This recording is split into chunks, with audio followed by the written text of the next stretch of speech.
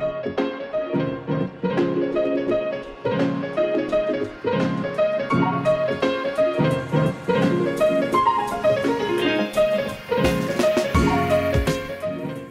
to Magic the Flavouring, the Magic the Gathering podcast, where we talk about all things magic, flavour design, and lore. I'm your host, Andy Mann. Hello, this is Nathan Cancel. And we are not on the boat today. We are not on my floating house. We are in your new place. We're down in the dungeon. We're down in the dungeon. Is that what we're going to call it? I don't know. What our US listeners would call a basement apartment. Mm-hmm.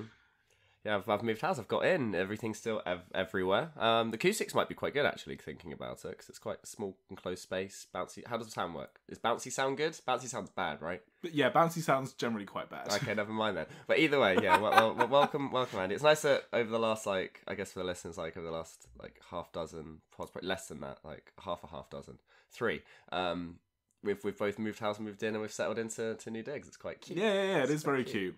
How do you find living on your own? For the first time ever. So far, it's fine.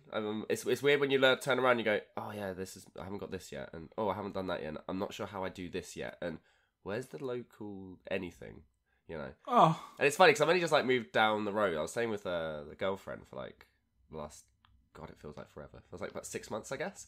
And I didn't mean to, but I moved literally round the corner. So it's the same area, but it's the other end of the road, which kind of changes all of your everything of where's your local station, where's your local stationery shop, all that kind of stuff. Well, I have to move every couple of weeks on the boating license that I've got. I have to move, and I don't have to move far. I've elected to move a little bit further every time, but maybe a mile or two. And that is the same thing where you're I am technically in the same borough. So tomorrow I'm going to be moving from where I am now, just literally a mile down the road. How do you get mail? Yeah, that's a good question. I'm glad you haven't an answer. I don't have an answer for you. I just realised, I was how would I send you things? By courier duck? Yeah. That's amazing. I mean, I don't have radiators, so we're both doing well. Yeah. You're so how does any of this work? Yeah, cool. We're almost, well, you're not, you're almost in your 30s. Exactly. Well, I think I realise it's the first time I've lived by myself. Mum had the delightful thing of going, oh, well done for making it as an adult, living in your own house by yourself. I'm yeah, it does feel like an accomplishment, but it does also make me feel like a child. Some of our peers have been doing this since they were 21. Yeah. Yeah. I mean, I'd like to say that it's not a matter of maturity, lacking of maturity. I've just happened to live with other working professionals most of my life. Oh yeah, there's nothing wrong with that. Yeah. For the past 9 years, I've lived with a partner. So do you know what I mean? It's not like we've had a home, several in fact. So it's not. It's just funny now that when you are living on your own, you're suddenly oh shit, I'm hella responsible for everything that goes on here. And then anything you don't have an answer for, you're well, no, the answer ain't coming out from anywhere else. I've got to figure it out myself. Yeah. Anyway, Magic the Gathering. Magic the Gathering. We do this every time. I like it. It's good. Phyrexia, all will be one. It will be. All will be one. The set's out. It is. And also, question, I guess, is what does Phyrexia taste like? I didn't know we were going to be answering that question. Mycosynth milkshakes, anyone? Okay. Right? No, it'll taste like a dirty engine, surely. Well, would it taste like that, or is it more kind of like flubber? Ugh. Well, people eat flubber, right? I remember people used to. What are you talking? Flubber is not real for a start. Well, yeah, obviously. Neither's the mycosynth, Andy. Oh, you got me there. I had a great pre-release. My pre-release was absolutely brilliant. I played at Rule Zero London. Had massive shout out to Rule Zero London. Met loads of cool new people. Loads of people who've only just been playing Magic for a little bit. I had a sick black-white deck which had a Kaya and an Eternal Wanderer in it. Only lost one game, one match, and I only played. So we did 4 rounds because the Rule Zero pre-releases are kind of small affairs because they do them all weekend. 4 matches, and only one of them was not against another black-white deck. So it's everyone knew going in that Toxic actually pretty damn good. Toxic's real good. Yeah. I've seen lots of different takes about this set, and obviously the more we get into people playing it in different formats, like people playing on Arena or playing Limited or Draft or whatever, the more that they change up how the cards interact with those different formats, I think the wider the takes are. Because from a Limited perspective, playing pre-release, I was yes, I find Toxic was really prevalent, but it was a really easy set to build for the first time ever. I've done well at some pre-releases, I've done terribly at some pre-releases. This is the first pre-release where I didn't look at my deck and go, I have no idea, and just kind of winged it. I knew exactly what I was doing. I don't keep up on the sort of pre-release meta, if you like, limited meta like some people do. Well, and all fair play to you if you do. I'm not a big drafter. So I was really impressed, and that was the same experience for everyone, new players, old players alike. From a limited perspective, because they're pushing some of these mechanics so hard, it's like, okay, well, I'm doing this, but what flavour of this am I doing? And then I've seen people talk about things like on Arena, where they put the Praetors in the set from like from Kaldheim Fords or whatever, and people are fucking losing their minds thinking this is the worst thing ever. So we're doing our flavour picks today, but looking at them as a functional game piece now the set's out, it's a bit polarising, this set, isn't it? Yeah, I feel like this is the way that... This is the damaging nature of Commander, right? Of where everything gets put through. And I say everything, obviously, that's already polarizing because we play Commander predominantly. So that's kind of the lens that we lay to most of the sets. Because typically we're not going to play them in a limited environment very much. Like, neither of us have that much time to grind Arena. I don't remember the last pre-release I went to. I think it was still War of the Spark. Oh really? Going back quite far. Like before Magic Fest London in 2019. Well, I guess I played a bunch of Baldur's Gate Limited, but that wasn't a pre-release. That was Command Fest Birmingham. So yeah, you played a shit ton. Yeah, and did pretty well. I really enjoy Limited. I think what it does really well, it's kind of like the Pack Wars thing, right? Of where you get to see the set and the flavour working within a microcosm. You don't just immediately go look at the whole document on Mythic Spoiler. Get rid of all of those commons. I'll ask my mate who plays Limited what the good commons are, because who cares about those? All the good cards are uncommon or higher. You know, go to the Mythics, go to the Chase Mythics. You know, are going to be really, really good. That crazy new commander that everyone's going to complain about. And like at that point, you've dissected the set beyond any point of like set flavour. You know, of how it feels within it as an individual product. So I think it depends on how you're looking at it. If you look at this set internally, and it's just from the set going inwards, I think it's phenomenal. I think everything really works well together because that's how they design sets, shockingly enough.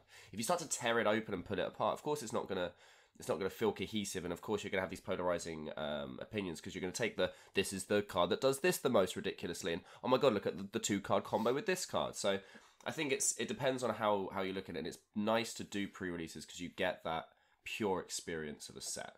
In the same fashion, as I say, every now and again we'll sit down, do a Pack Wars, and you're even playing that 4-mana terrible land destruction card that obviously is just there as like draft chaff, because you know it actually does something decent in Pack Wars. So making the most of the set in the way it's supposed to be, you know, digested, not bastardize it with this 100 card singleton casual format. Yeah, I agree. We damn Commanders so much, but I do genuinely see that this as being one of the things that kind of hurts some sets. But again, it's not looking at it from an individualistic point of view. I really agree, because when you get sets that are like, this is like a big broad sweeping statement that I'm just kind of thinking off the top of my head. When you get broad sweeping sets with flavour that is kind of maybe from other IPs or like a bit more high concept. Like, if you look like Ikoria was like big, scary monsters that do things, or like then Baldur's Gate was D&D, or whatever it is. The upcoming Lord of the Rings set is going to be Lord of the Rings. Those kinds of big, broad themes can fit into Commander very easily because they're very universal with across Magic, or like, you know, no one's really too fussed about playing like Commander decks that are all themed around D&D, like, you know, that kind of thing. But when you have a set like this, where Phyrexia All Will Be One is just pure Magic lore. There's not even any other influences necessarily. Obviously, a lot of media informs each other, but it's not like you can see like Strixhaven was obviously based around a lot of Harry Potter. You know, the series that shall not be named. You know, that kind of thing. Ikoria was very much based around things like, you know, Pokemon or Monster Hunter and all these kind of other ideas. You know, Godzilla, that kind of thing. Whereas All Will Be One, yes, it's got like body horror, yes, it's got Goya sort of like tech horror, all that kind of thing, but it's fully Magic the Gathering. So it's so it's going to sound really dumb because the game is Magic the Gathering, but it's so insular to its own IP that when you start trying to fit it, when it's trying to do things for formats that are famously like bizarre and chaotic and under no theme or function, it's kind of weird. Like, you know, the set needs to work kind of on its own merit. And I think visually it does, and thematically it does. So let's get into our flavour picks then. So, as people know who've listened to a lot of these episodes, we're going to do 5 quite broad flavour picks. We don't try to put these into a box. They could be about the artwork, a general theme, like a mechanic specifically, all that kind of stuff. So we're going to jump into it. We're going to start, this time around, with some flavour nitpicks. Not flavour fails. I actually don't think there are many flavour fails anymore, but flavour nitpicks, you might prove me wrong. And we're going to go quite quickly, because the last time we tend to do flavour nitpicks at the ends of episodes, and it ends on a bum note. So we're going to very quickly do our flavour nitpicks now. I actually have a few. Yeah, same. Yeah. All right, we'll have to keep it quick then. All right, you dive in. Okay, right. So, Living Weapon, really cool, flavourful mechanic, right? Yes. How horrible is Mirrodin? Ah, that's exactly one of mine. But do you know what? How they presented this was, we've got a mechanic keyword that's having an exclamation point in it, and already I was like, ugh. So I don't know how it sounds for Mirrodin. So the idea is that you get a 2/2 red rebel creature token when it comes into play instead of a 0/0 black germ creature. Now, also something about them being red rebels and them coming on any color artifacts equipment also icks me a little bit. Yeah. It's something we'll have to look at in the future. Color on tokens, I don't know why it's a bit icky, but it sounds so good, Living Weapon, and then this is for Mirrodin, and it's this tiny little voice in the back of the crowd. The same reaction. Good so God. I asked on Twitter last night at time of recording, because I didn't look or remember a lot of the stuff that Marrow does his all these little spoilers. So I didn't see. Apparently, this was one of his things. Everything's been leaked way early, so it was so much less relevant. Yeah, so I didn't remember that he mentioned there was going to be punctuation on an ability. So I asked on Twitter, is this the first ability with punctuation? Turns out it is, at least from the people who saw me. Now, this was one of mine, so I'll just jump on the back of your point. We loved the Dungeons and Dragons style bespoke ability text. When things had I should have researched this, but if it was just celestial light and celestial light paralyzing gaze. Yeah, something like that. Why is this so much worse than that? Because this is what this is effectively. Because you've hit the nail on the head. Each of those had individualistic qualities to them of where this is favourable to this specific card. This is just generic for Mirrodin. Yeah, and that's the problem. It's like it's someone saying yeah. it. Yeah, no, I think this is what is the equipment? Does the equipment talk? Is that what it says? Or does it pick it up? I mean, I guess we can find a way to make it justify flavorly of where you see this axe over and you walk up to it and go, pick up and go, this is for Mirrodin. My axe, my sword, my shield, that kind of thing. But it just falls a bit flat on a card. It's a bit weak in it. When it's a goblin in a kite thing and it's the dragon thing, it's like for Mirrodin. No, I think I agree, and I think it goes further when you play this card, because obviously we're a big fan of when cards play the way they should on the card. Those individual bespoke abilities on the Dungeons and Dragons things, they felt like you were having the traits and the characteristics of the characters that were playing as you were playing Dungeons and Dragons. You're like, oh, well, my fucking tiefling has thaumaturgy, or I'm doing this cantrip or whatever. This, if you're playing it out as it's read on the card, Barbed Battle Fist, a 1 and a red for Mirrodin. I create a token. You're like, oh god, just you can't say that in a game without looking like a douche. Yeah, anything the flavour should be that you create the 2/2 and then for Mirrodin auto equips it. Ah, that would be what I mean? better. That idea. I mean, I know the whole point is that you can't. The way that the text works is you have to put the for Mirrodin first because it makes the 2/2 and then attaches the equipment to it naturally. But yeah, it doesn't quite. It doesn't feel like you're casting a spell, so it has that quality of having.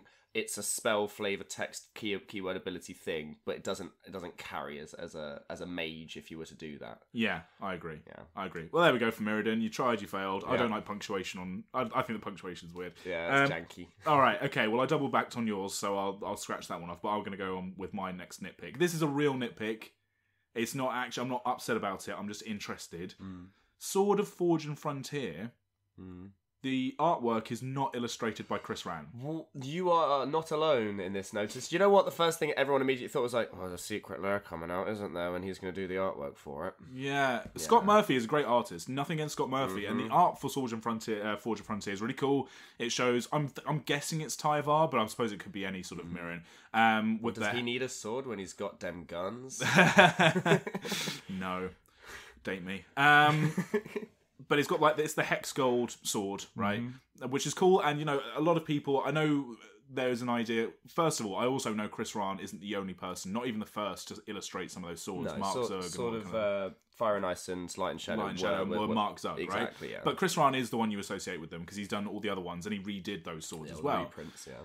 So it is odd. And I know also not all of the swords are set on Dominaria. You've got one that was from Kaldheim. There was oh Christ, I can't remember. They've obviously shown them on different planes. Yeah, it feels like it. I don't think it was Eldraine, but it feels like it's from a different place. Yeah, so it being from Mirrodin is not a problem for me. It's the fact that Scott Murphy's done this in the mainline set.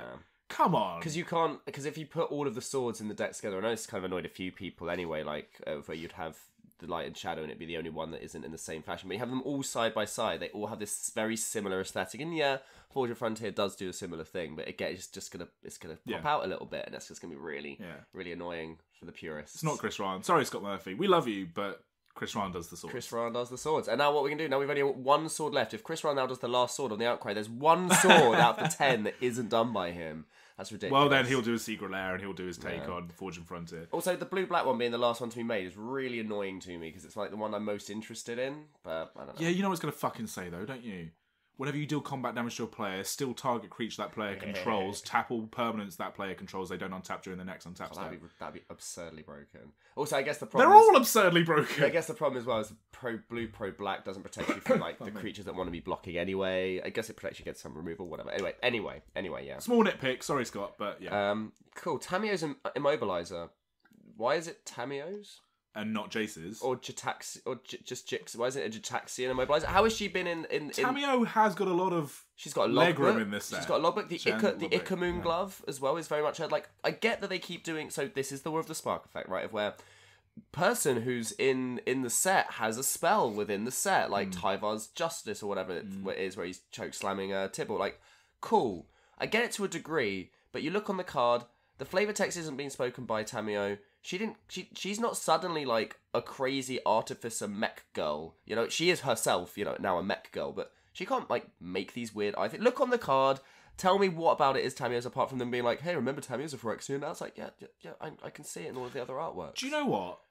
That is a really astute point, and it also leads on to like, this is... I know I'm going to get shot here. I'm meant to be of orthos. What is Ajani? What is his like mage power? What is he? So he's Avatari, you know, right? He can Soul of Might.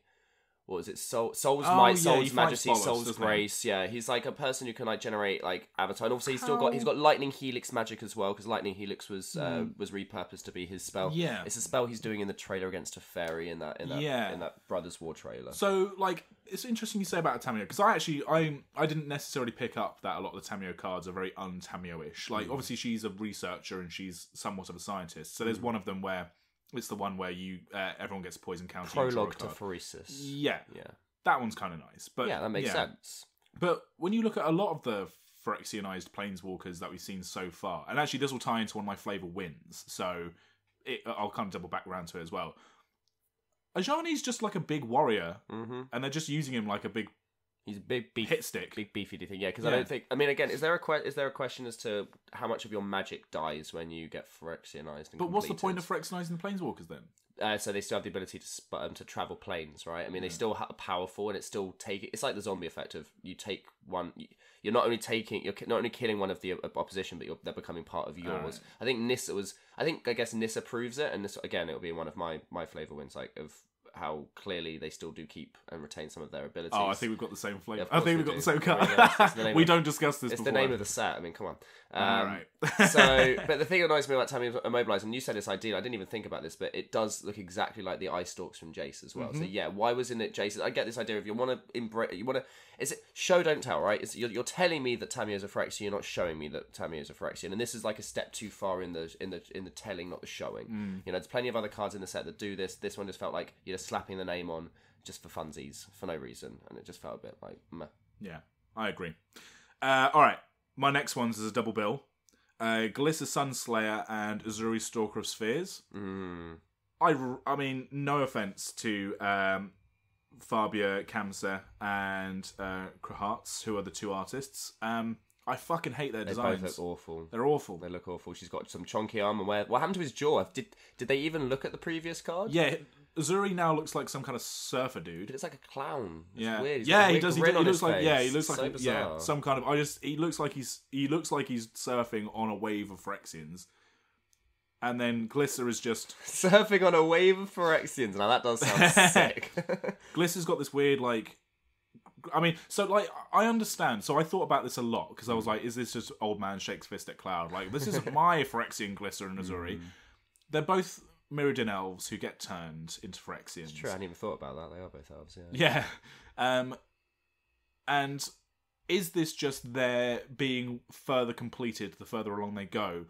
Glisser looks like she has evolved more. I'll give it that. Azuri looks like he's gone backwards. That's the thing that's interesting, yeah. Like, I feel like with Glisser, it's gone too far. She's gone from this sleek... Look at Triumph of the Hordes artwork. Her long, spindly, like, kind of fingers things. I think they probably just tried to find a way to make her look different from Tamio. Because now she's got this chunky arm brace thing. She's almost got this, like, skirt kind of effect. Like, what is it with all the Phyrexians and accessorizing? Why do they need capes? Why do they need, like, frills and ruffles and fucking lapels and stuff? Like, it doesn't make any sense to me as to why they have these inefficiencies to them. And it's kind of annoying because both of their what are they calling the showcase artwork for this one? I don't remember. Is it oil slick? Yeah, or the oil slick one. The ones that where it's kind of like sketchy, but like it's also got some like spray painty kind of effect. Both of those for them look incredible. And as a side note, the fact that they put the color palette on there, actually now I look at it, is even cooler. Yeah. But yeah, it's such a weird take to see. Like, I can't wait to see what's happening with Azuri, and I can't wait to see what's happening with Glisser. And whether you like their cards mechanically or not, you look at them immediately going, what happened? I've played Commander decks with both of these guys at the helm, like obviously separate decks, and like I played both of them. I played for a long time. They were some of my first Commander decks, and I really loved them. So I'm very invested in them as characters and how they look.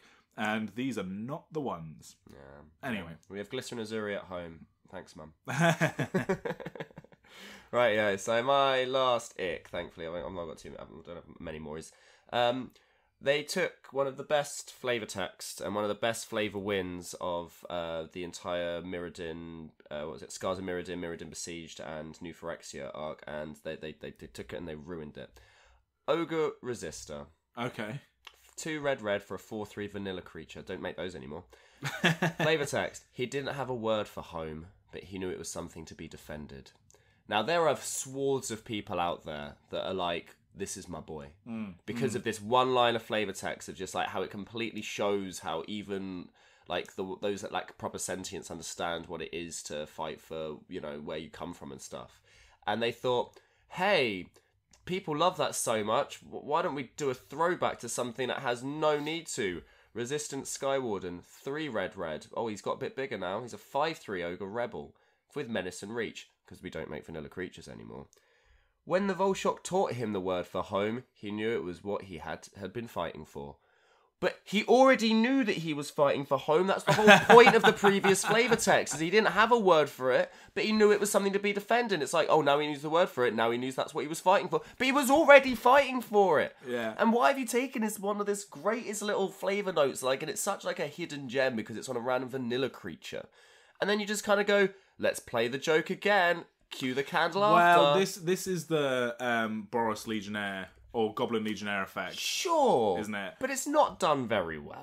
Here is not maybe the best, it's sure. I mean, again, I don't mind this idea if we see the same character go, but then if you look at the two artworks, and again, this isn't a matter of like concept, because fair enough, the original artwork's a little bit more stylized by Ephraim Palacios, so it has this little bit of like, they've redesigned the Ogres of Mirrodin maybe a little bit, and it maybe even looks like they've redesigned it past the point of how it's supposed to, I don't know, it just, oh god, I mean, I'm glad to see he's still resisting, but I'm resistant of it as a concept. Yeah, exactly. That's how I feel about the fucking card.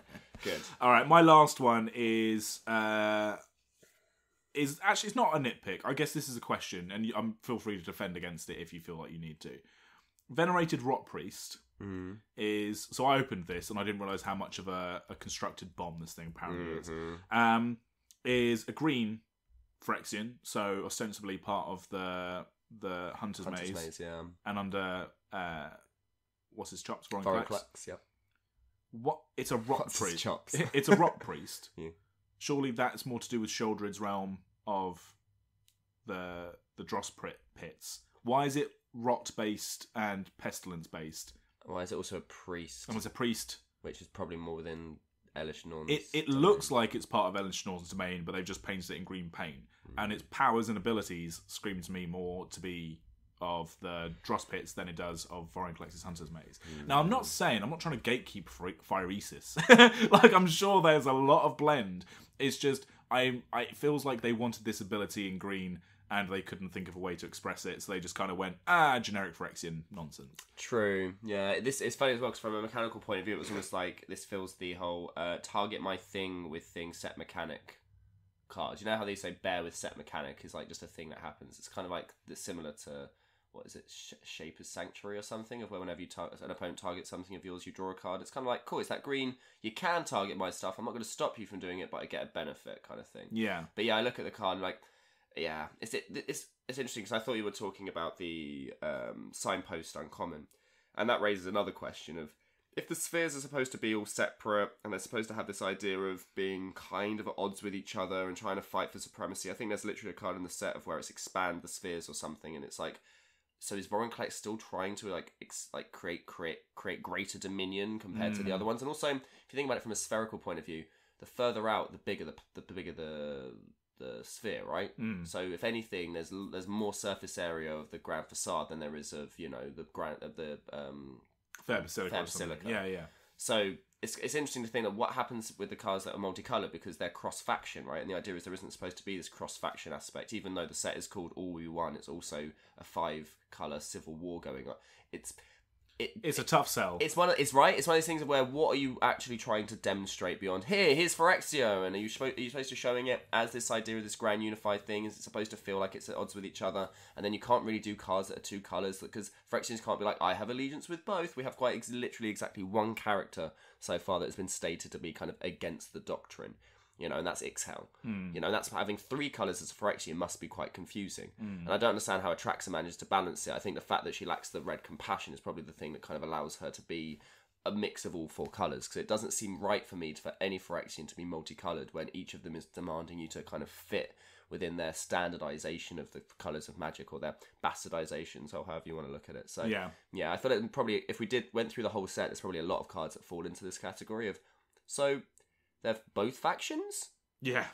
Are they sat on the border? Do they spend 1 week with their white Phyrexian mummy, and then the other week with their other, you know, red Phyrexian daddy? Yeah. Like, it doesn't make sense to me. Yeah. Yeah, it's a tough one when you're opposing the factions so completely. It's not like Ravnica, where it's like they do show that there is intermingling of the guilds, and like you have the guildless and stuff. Yeah, because they're kind of, Phyrexia is a perversion on mana and magic anyway, and it's kind of interesting because it might lead, it's something that was one of my Flavour like wins of like how their interaction with the system of magic is, but I guess we're in an artificial plane, so it kind of gets around it a little bit. Yeah. All right, those are the big nitpicks. They kind of touch on broader themes, but I will say, moving into like our Flavour sort of wins, if you like, this set is bonkers beautiful. Like, it looks fucking great. Right. And I know I say that every time, but if you compare this to, say, the Brothers' War, which, although it looked beautiful, had a very gritty, war-torn aesthetic, and then if you compare it to Dominaria United, where we started seeing all the body horror of the Phyrexians, looked great, but it was very much leaning into the sleeper agent aesthetic. To go full-on Phyrexian, and to have a set that full Phyrexian. and to have a set that really doesn't look like any other IP. It just looks like Magic the Gathering. It just looks like Mirrodin. I mean, it's incredible. And they're able to do some things in this set that are just unreal. Like, unreal concepts. I mean, I think I'll jump into it just because I've got one here. Crawling Chorus, which is the 1 white, 1/1 Phyrexian horror with Toxic. That, I mean, if I just describe it as the triangle guy with all the faces, everyone knows what I'm talking about, by Michael Walsh. This is the most 70s, 80s prog rock album cover artwork that I think we've had for a very, very fucking long time. Like, it is insane, and it completely captures, like, we're in Mirrodin now. We're in New Phyrexia. Things are going to go bananas, and you're just going to have to deal with it. You can't do this on any other plane. You can't do this on any other setting. This is full-on Fair Basilica nonsense, and when I first saw this card spoiled, and obviously people saw it a lot during like the pre-release because it's common, right? I think it also is one of the first arts that came out with that initial like release video of where they kind of start talking about the plane, and then they show a load of random artworks, and then they give, I think they give a few names, or they give most of the names for ones that aren't super spoilery. So yeah, this artwork was known very early on, and it is, as you say, seen a lot, and it's very quintessential. This is weird. Yeah, this is just bizarre. Like, I'll jump straight into, I suppose, something that's been on the tip of my tongue for a while with a few other themes we've thought. They've really gone into like the sort of teeth aesthetic with Elish Norn's realm. This is the thing again of where they had to create this. Each colour has a slightly different aesthetic, and for some reason they went, right, so fair basilica porcelain bone kind of thing. Yeah. Like, it's like, cool. What's the next thing up from bones? Teeth. Yeah. Great. So now we've got jawline, a jawbone fucking crusader. Incisor glider. Incisor glider. All of the mites. And the mites are in this artwork as well. But what I appreciate about Crawling Chorus is it does the Elish Norn porcelain thing. And many of them do, don't get me wrong. But why the teeth? But yeah, it doesn't fall back on like, this is creepy because it has teeth. It falls back on it's creepy because it's completely like unnatural shape. Triangles do not exist in nature, or at least not in this way. And then it's got a bunch of heads. So what more do you want? And then these fleshy arms coming out. All of them are arms, none of them are legs, and it's kind of crawling. You don't even see what's happening around the back of it. You don't want what's going around the back. Is it like a pyramid, or is it flat? It's lots of different asses. It's just got loads of butts. Lots of butts. But like, is it like a pyramid? Yeah, exactly. Or Does it taper flat? back? Yeah. Who knows? Yeah, amazing. Because I guess for me, the question mark when I first saw it was like, but how would that ever possibly be like the right design for it? And then there's an undercurrent, and it's kind of comes up when with Mondrak, the White Colossus, that a lot of the fair basilica is singing this idea of this chanting harmony, and it comes up in the stories as well. If it kind of like lulls you into, or serenades you, it's like a siren, right? And I'm like, why would it need so many faces? Oh, because of the mouths, and because then it's probably chorusing to you to be one, you know. So. And the flavor text is, we need not be swift, we are inexorable. And it's like, the reason it doesn't need to move quickly. It's Crawling Chorus. The whole thing top down. The more you look at this card's artwork, its abilities, its flavor text, the more you go, this one drop on common. Literally the first card that many people would play in their pre-release or in the limited. The first thing they actually put down on the battlefield completely sells the whole set. It's fucking great. Yeah. It's also, it is creepy as fuck. Could you imagine that crawling towards you? Oh, yeah. God, I had one person at my pre-release was like, I have that thing where like lots of holes like kind of freak me out, like honeycombs and things. He was like, this is phobia or something. Yeah, like he was like, yeah. I wouldn't say this is triggering, that might be a bit much, but it's getting there. I was like, okay, cool. So yeah, Crawling Chorus, fucking brilliant. Very cool, very cool. So, as a broader point, the Domini.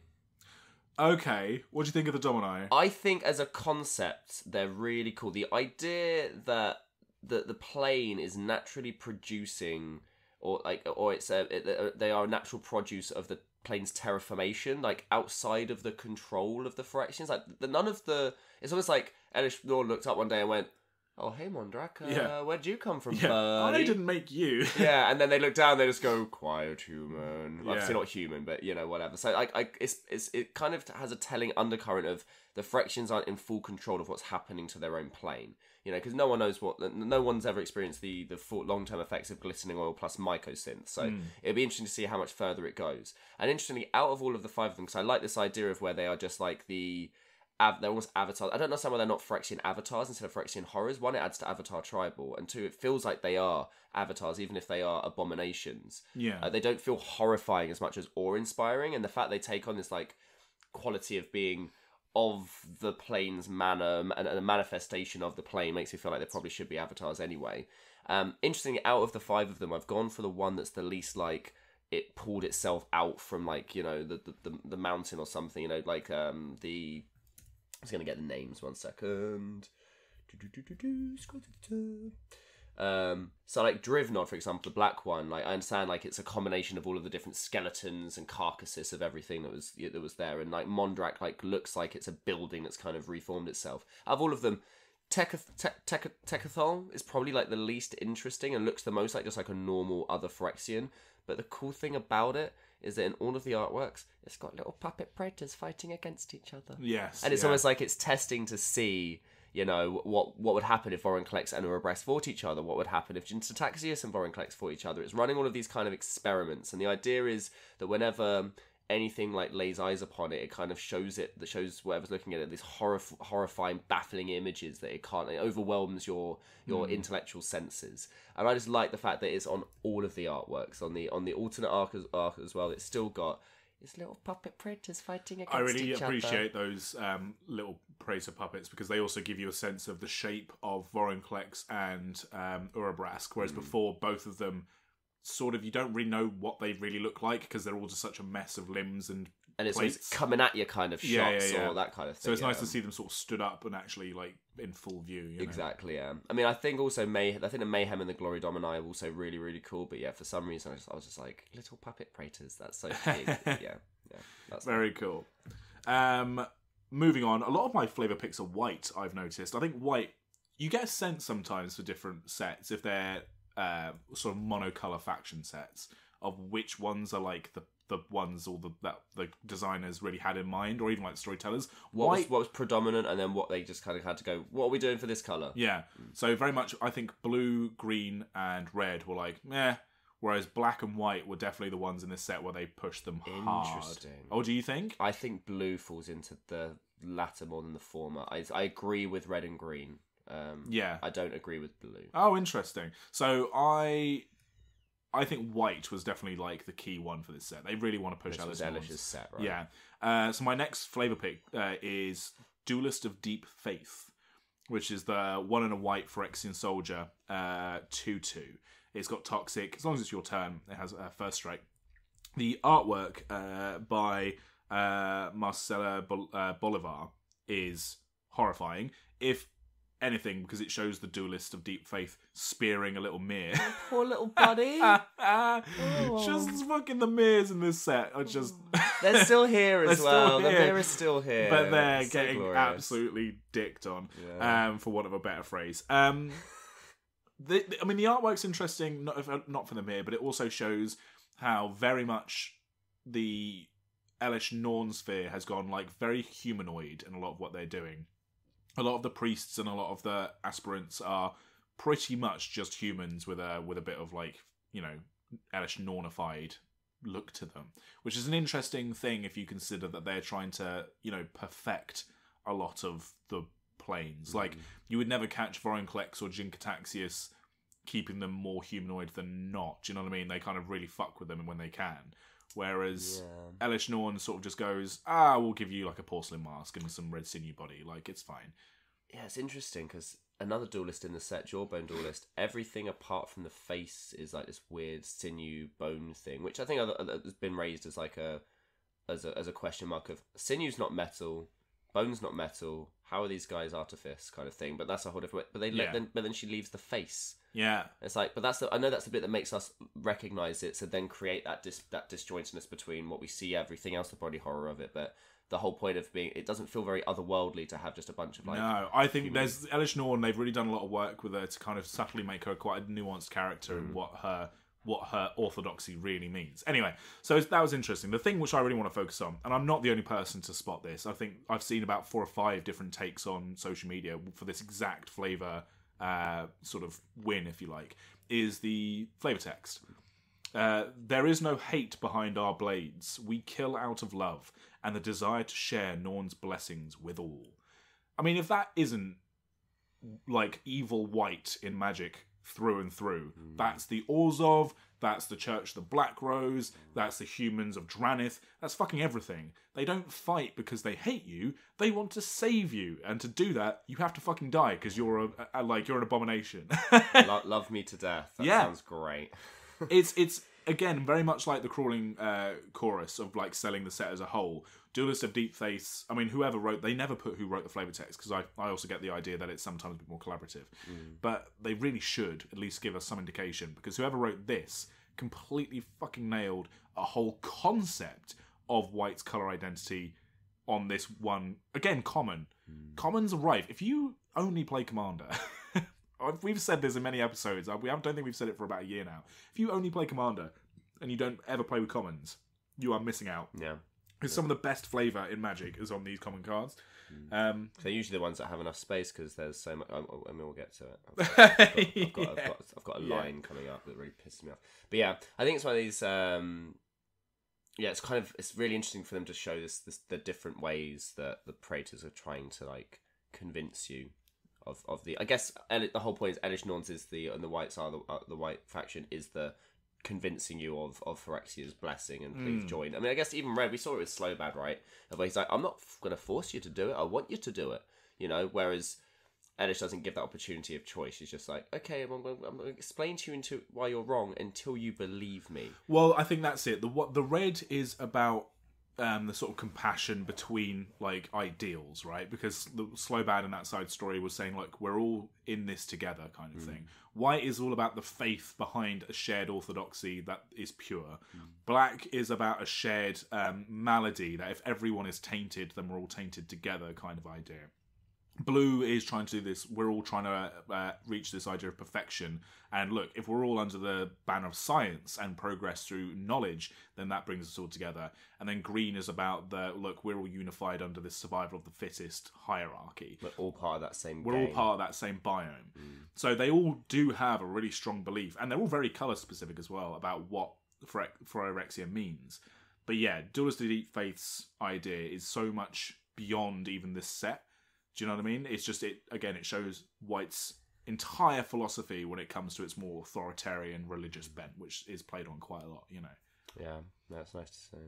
It's interesting that you've gone for 2 white commons as your first 2 flavors. Yeah, I know, right? That's very cool. Right, so I guess we should probably just tackle the elephant in the room. It's the namesake card of the set. All will be one. All will be one. The best, sorry to jump in straight away, the best pronunciation of all will be one that I've heard is... Do you follow professional wrestling at all? I mean, I used to, not anymore. I don't, but I listen to Loading Ready Run's podcast, Sidewalk Slam, with Adam Savadan and, oh my god, Graham Stark. And they talk about AEW a lot, right? Which is the newer wrestling franchise. And in AEW, there is a wrestler named Danhausen, who kind of speaks with this voice. He's a sort of comedy character. And they gave him a promo card, and because I like Sidewalk Slam, the algorithm showed me Danhausen's like little promo thing between magic and wrestling, and he says, "This is from the new set Phyrexia. All will be one." I don't know if anyone wants to hear what I think is the best pronunciation of the set name. Look up Danhausen's promo card on social media. Anyway, sorry, continue. That's fine, don't worry, I like that, that's good. So this is what Chris Rahn was busy with, apparently. not painting the sword, it's painting this amazing artwork. We'll get to the artwork in a moment. So my first line for this was, what a fantastic subversion of colour expectations. It's a white character casting the spell with a message of conformity. Yeah. All will be one, not do you want to be one? It's no, you will be, which is very anti-red anyway. She's using a green mage as the conduit for that spell. Yeah. So the effect should be green-white, right? Yeah. But she's Elish Norn is arresting the control from Nissa, which is a very red effect, and is dominating your will through an insurrection-like effect in the story, right?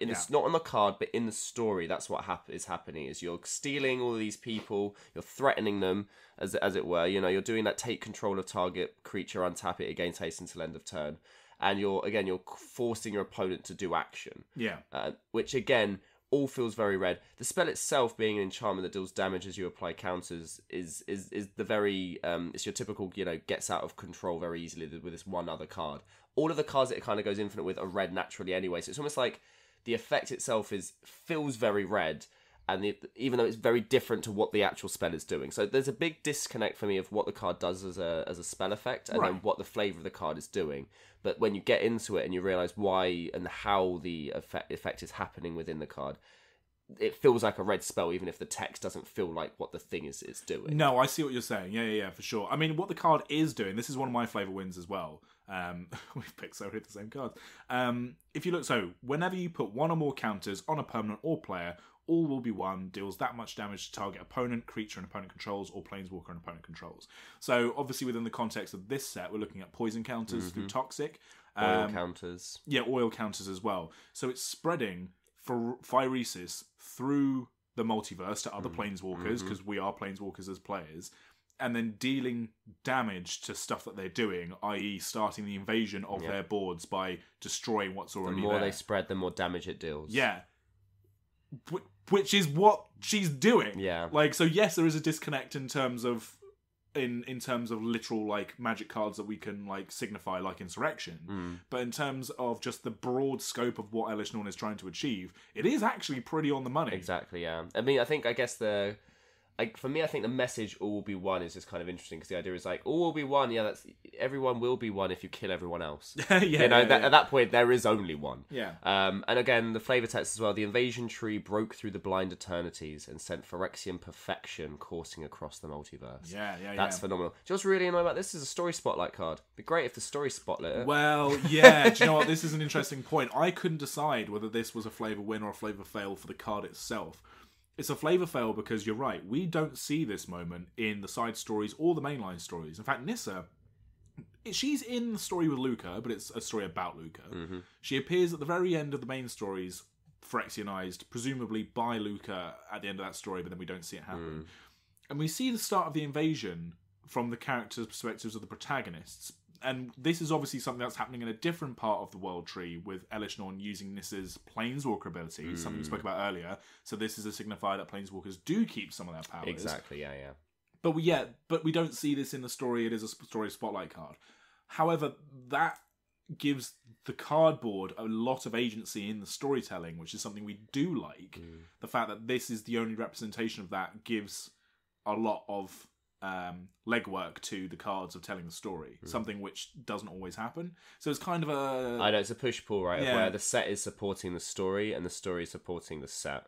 And I guess again, if you're only seeing the idea is story spotlight cards, if you're only ever looking at the grand narrative from the set point of view, these are the cards that you need to know what's going on with. Yeah, it's just funny that you need to know it if you're only looking at the set. But apparently you don't need to know it if you're reading the story. Yeah. Which is kind of bizarre. And I guess it's one of these things where it's showing a white Praetor using a red spell. Like, there's literal, like, red mana flowing out from her hands. So, like, and I guess we've never really seen... We just always assume that all of them are just kind of, like, fighty, attacky kind of thing. And blue magic being technical, it doesn't actually feel like you're casting magic if you're building machines, necessarily. Yeah. So it's interesting to see Elish Norn casting a spell, and it would have been nice to kind of see that, again, from her point of view, to kind of understand how Praetors and their magic works. How do they tap into ley lines? How are they using magic and mana kind of thing?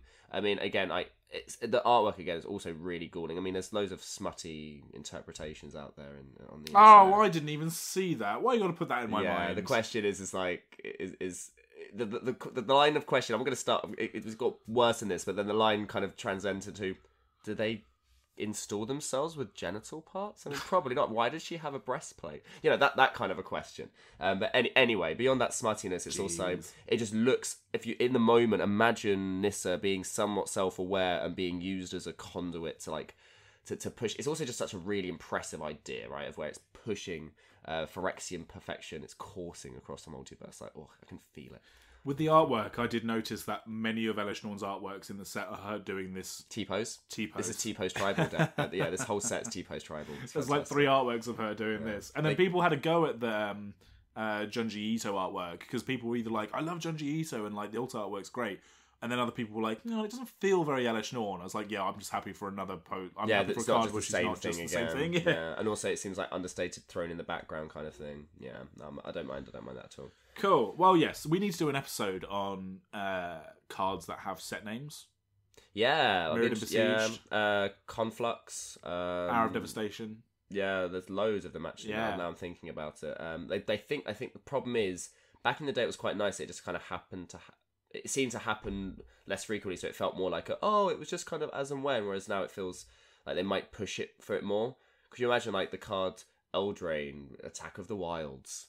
You know, I imagine.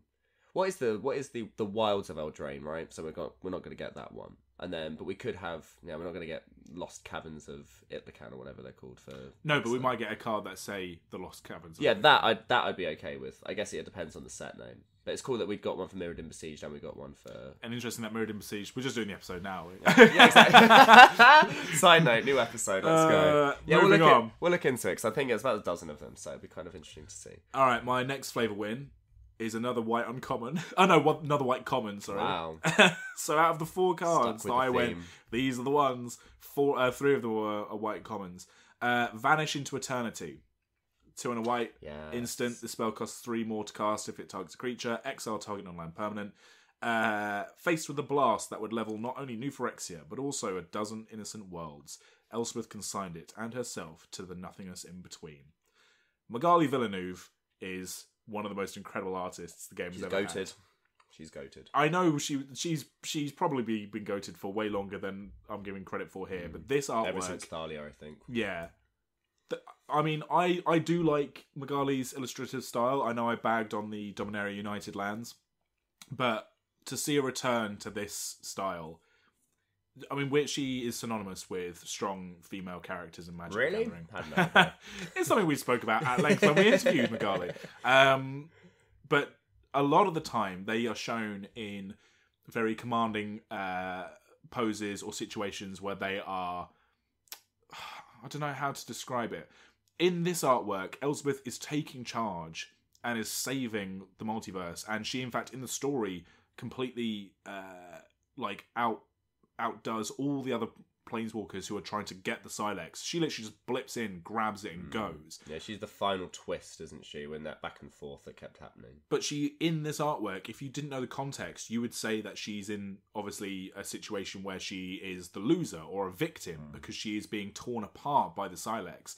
But it's this moment of ultimate sacrifice and ultimate pain and death, presumably, for Elspeth. Obviously, it won't be, but it's coupled with this complete agency that this character has, and just the general beauty of the artwork and the way that it's being represented. It's horrifying, it looks incredibly painful, it looks traumatic, but it also looks beautiful and arresting at the same time.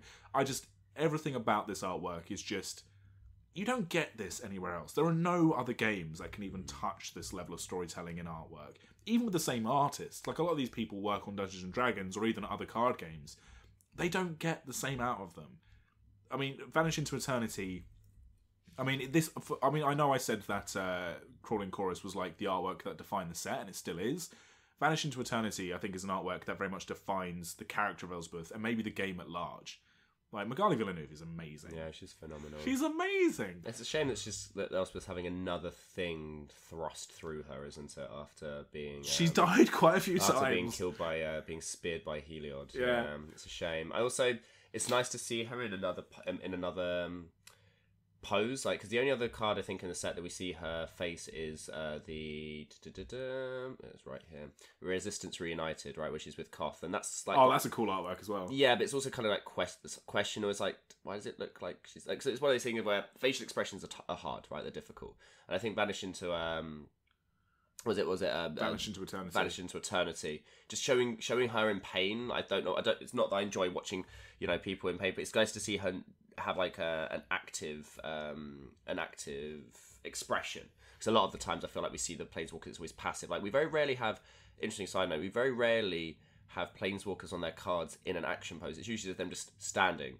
They're not like roaring at the. Yeah, it's true. The only ones that did were like the dual deck ones. For example, like the Nicol Bolasajani dual deck. It has it's like a panoramic. Like, the artworks kind of link up together. Well, that's why Sorin Vengeful Bloodlord from War of the Spark was so interesting, because that was an artwork where he was in motion. Yeah. And that's why it stood out so much. Exactly, because it's the action pose where it's this game Complete Devotion. We only see her from behind. So again, it's just nice to have more artwork of Elspeth reacting to things. I think we have this also with Jace when he's.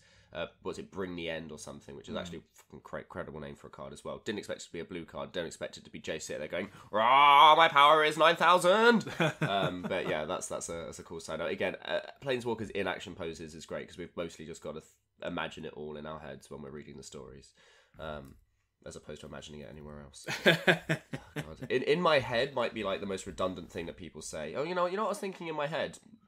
Well, probably all of the thoughts that you have. Don't know where else they're happening.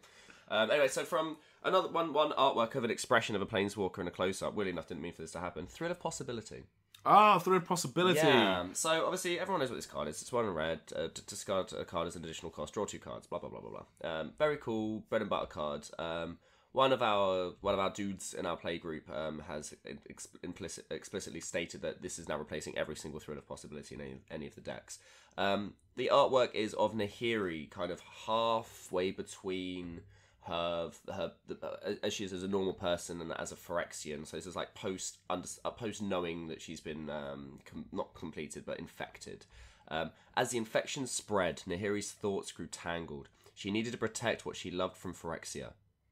Or maybe only Phyrexia could protect what she loved. Ooh. That idea, right? And it's like, for me, it shows in the same way that Luca's story showed the natural progression of how Phyrexia changes your mind, and it kind of preys on your natural thought processes. It doesn't convert you, you convert yourself almost, right? It takes the thing that it finds the way that you would naturally want to, or the way that you would rationalize it yourself, and it goes, hey, it's like this cheeky, it's like your bad conscience, Yeah, kind of like it's your voice telling you to join Phyrexia, not Phyrexia telling you, which is a way that it can get around that, like the steadfastness of someone like Ajani, or the defiance of someone like Nahiri, is by turning their own character traits against them as part of the process of phyresis. And the artwork's amazing because it kind of shows again the before and after. I mean, do we have a reason as to why her eyes are black, or is that just because that's the beginning of the phyresis? I think it's just an interpretation by the artist, right? Yeah, but in general, it looks fantastic. I'm actually going to go in quickly because the image I've got is terrible. I really like the idea that it is on Thrill of Possibility as well. It's the thrill of possibility, and it's it's not just this kind of dawning of a realization. It's like an active thing where people who are infected with phyresis can sort of see the possibilities of it as well. I mean, they've done such a good job of having Tamio and Ajani. I know earlier on I was like, well, have they used Ajani as a planeswalker? But as a character, their voices are still true to their characterizations. And I think that was something that people hated the idea of when they only saw that Ajani had been turned and everyone was losing their minds on Twitter and showing themselves for the big old babies that they are. Wow, you're ruining my game, wow. Calling you all out. But I think people didn't soften on it, but understood more that it was... They haven't destroyed the characters. The characters are still there. Yeah. They are just Phyrexians. They've been reinterpreted, and that's more damning, if anything, because it's like more you can't horrifying, get over it because it's still existing. And I guess this is also it creates a question mark. Artwork's Pindersky, by the way, who's done actually a fair few cards. I didn't recognize the name, but the Enigmatic Incarnation, like the Chimera. One from Theros Beyond Death. Yeah. Glorious Protector is also there. So there are a few cards that I recognise. But I just like this idea that maybe Nahiri still has an element of if anyone is going to be able to defy Phyrexia whilst being Phyrexian, and we've seen with Exile, it doesn't necessarily mean that once you're under the orthodoxy, which is probably Elish's fallacy, right, is that she doesn't understand that even if you are indoctrinated, you can still convert back or still reinterpret or still change, and it creates this kind of nugget of maybe Nahiri, this is her redemption arc, this is how she redeems herself, is by she's one of the few that when they get turned can still hold on to her, which as the quintessential Boris Planeswalker is quite nice because you typically would expect that, right? Yeah. I'd find it really hard for them to... they wouldn't have been able to do to Gideon what they did to Ajani and sell it as easily, I don't think. No. Whereas with someone like Nahiri, I look at it and go, of all the people that could probably fight back against this phyresis, well, Nahiri's villainy, a lot of the time, comes from her absolute conviction in what she's doing. Yeah, it doesn't matter what you think, I am right. Yeah. And it's almost like that blindness that kind of keeps her absolved of some degree of guilt, because most people still like Nahiri. They're still like, but she had good intentions. Well, she didn't have good intentions, but her intentions were justified. I would say it is one of the big discourses of our Magic era that's not completely toxic, is Nahiri as a character, because there are very prominent voices in the community, like Chris and Gregory, like one of our friends, who see her absolutely as an anti-hero / straight up hero a lot of the time. But then you get people like Pleasant Kenobi recently did a video where he was looking at the storyline, basically saying, that's bullshit. She's a fucking villain. Yeah. It's really easy when you put all of the things that she's done and her reactions to things and everything, and you're like, this is not good. It's like, you try spending millennia in a hell vault surrounded by demon presence and tell me it doesn't turn you a little wackadoodle. But then Luca doesn't... I'm not going to get on the Luca train again. I'm not going to do it again. Let's also, Luca and Nahiri are millennia apart in terms of character development, and again, it's something that can't be understated, that Nahiri's an old walker. Yeah. Old Walker's a wackadoodle. Yeah. This is the reason why people this is why they got rid of Old Walkers, because it's really hard to... Either you get it and you understand the idea of millennia old humans that have their brains slowly descend into mush or become uncaring. If you get it, then you're more likely to be an apologist. If you're not, and you hold them to the same standard as someone who's 30 years old, you can't compare Nahiri and Chandra for both being hot-headed, female strong characters, because they have completely different perspectives based on their lives, because one of them has lived like a tiny speck of time, whereas the other one's actually had like longevity, seen planes and races rise and fall. It's interesting. So I would like to see if maybe there is a way back for sword hands. You never know. But old sword hands is now she's known old as. sword hands. I mean, it's not a flavour pick. It is nice. It's a nice little touch. There's lots of nice little touches in this set with sort of signifiers, and they do it all the time now because there's been enough time passed in Magic that you can do interesting callbacks without necessarily trampling all over it, although we've seen how that's gone bad in some of the flavoured texts. All of the Phyrexianized Planeswalkers are in a similar pose to their initial cards. Yeah, which is nice. That, yeah. I think it's nice that they've kind of gone, this is who they were, and this is who they are. Yeah, now. So that's kind of a cool touch. Yeah. Did you want to talk about the What If cards? That was my last one. I don't have any other flavour wins. I mean, this entire set is beautiful. I really like it as a set. I'm on team like pro, all will be one. Yeah, I think I'm glad we got this set, because as much as from a narrative point of view, I feel like what happens next is more interesting. Yeah. From a set point of view, it's going to be more like Dominaria United, where it's like this plane, but with Phyrexia, and this plane, but with that's Phyrexia. true. I was thinking it'd be very much like War of the Spark, where you had those cards where all the guild members teamed up. And it stuff will like be. that. So it's going to be for me in my mind. It's going to be the worst of both worlds. Oh no! So I mean, again, I don't think in a microcosm of playing it, it's probably going to be great. I just think it's going to feel visually messy and disjointed. That's what I'm worried about. And I feel like this kind of happened already with Dominaria United, where you've already got a plane that has 8 or 9 different, very individual looking biomes. We've got you've got 4 different types of elf. And they all have very different ways of being. Some are butch, some are lithe. All of that kind of thing. And I think it's going to be even worse when you propagate that and go, let's put it into. We've got a bit of Kamigawa next to a bit of Eldraine, next to a bit of Theros, whilst on top of that, all of these Phyrexians. How they're going to make that visually cohesive is going to be really interesting. It's just going to look like Elder Dragon Highlander, the set. Yeah, it's going to just be such a hodgepodge. And I think it's one of the things that it might be one of their reasons why they go, this is why we don't do big arcs anymore, and then they never do them again, because they'll be like, look, what happens when it's like, well, if you don't do it like that and you do it, you can't have a go at the system. Let's not damn it before it comes out. It might be the best version of that thing that we've had yet. Yeah, true. So either way, so in terms of what ifs and what might happen, the what ifs, I think it's interesting now we look back retrospectively, because we know now which ones. We saw all of the artworks before we knew what any of the cards did and which ones were competing and which weren't. It's kind of interesting that you can kind of see that some of the ones that went a bit further, like Kaito Dancing Shadow, who turns into a literal spider thing. Yeah. As much as I think it's the only one that I'm like, oh, it's a shame we didn't get to see that. As much as I'd like to see spiky eyes coming out of Tyvar, in his What If version. Like Kai's What If version is just her with claws, not particularly. Like I feel like Kai also gets like these dreads. At no point has Kaya had dreads. No. I don't get this weird. I don't. Yeah, I mean Tezzeret's the dready boy. Tezzeret the Dread. Oh, that's so cool. What a pun. Anyway, so I think it's funny that the thing that annoys me is it's black and white, because you don't get to see. It's evocative. But on some, like Luca, for example, it's really hard to pick out what's actually happening. Yeah.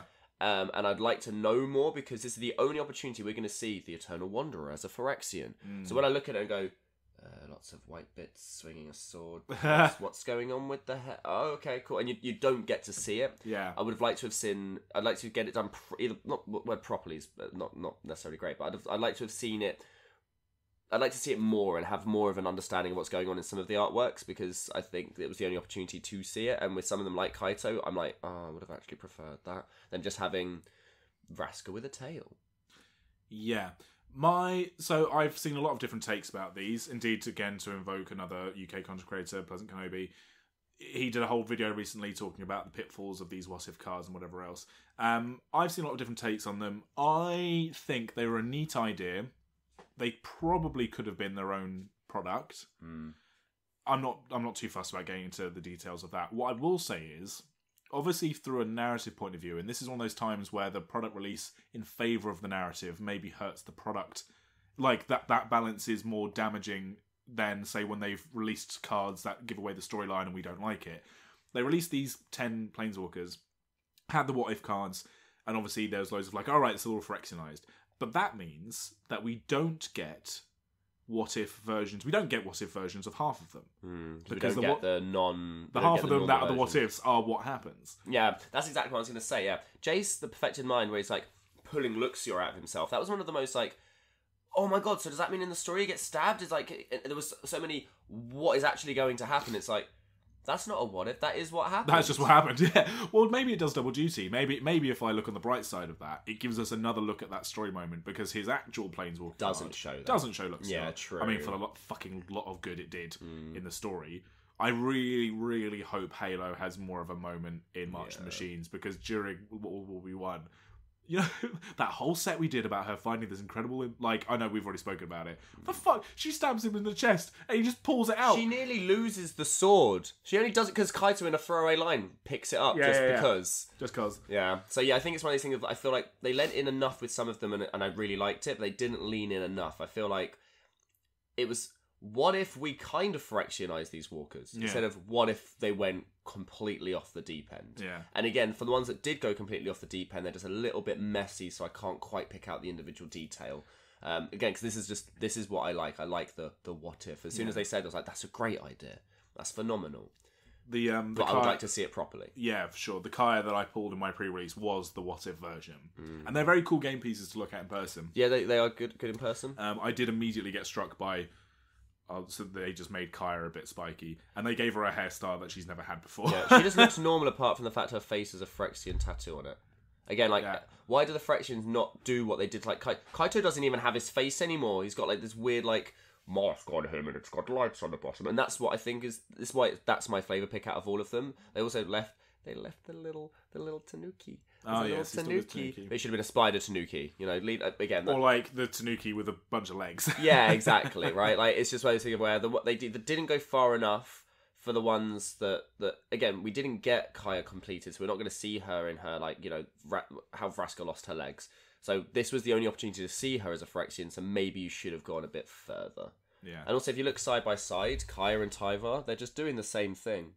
Yeah, it's true. One's swiping, one's punching, but the pose is almost exactly the same. Yeah. And it kind of just feels a little bit redundant, repetitive. It didn't... I love it. More is more. Don't take this away. Just maybe tweak it, push it a little. I agree. Well, in general, this set has been a wild ride. And I think a very fitting chapter. Like, if Dominaria United maybe was a bit of a weak setup for this little phase of Magic, All-Be-One is an incredible end of second act. Do you know what I mean? It's a nice crescendo. I know it's not supposed to be the crescendo, but I feel like we've got to build that the invasion's happening back up again. This is the Empire Strikes Back. This is like the down sort of like, oh no, how the fuck are they going to get out of this moment? And they've really sold it. They've really sold it really well. Yeah.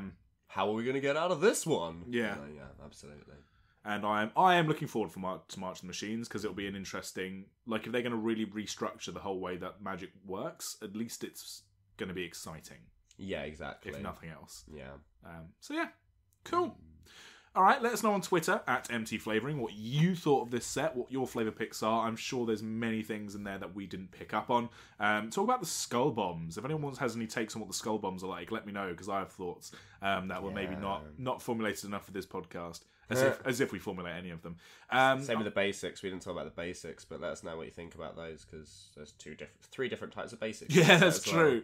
Well. Hit us up on our email, mtflavouring@gmail.com. Our personal Twitters are @AndManFace. Nathan's, yours is @TheFoxInTheMoon. And yeah, let us know if you've recently moved into a place on your own and how you're dealing with it. Yeah, exactly. I'm dealing with it with half a bottle of Jameson's every other night, but there we go. Oh, I drink at work. It's fine. I'd say don't tell my boss, but he's very aware. Now, we've made a lot of jokes about alcoholism in this episode, and we just want to say it's responsible not drinking cool. Responsible drinking isn't uncool, guys, okay? Drink responsibly. Oh, God, what a horrible note to end on. Alright, thank you so much for listening. This has been Magic the Flavouring. It will be complete soon. Oh, God.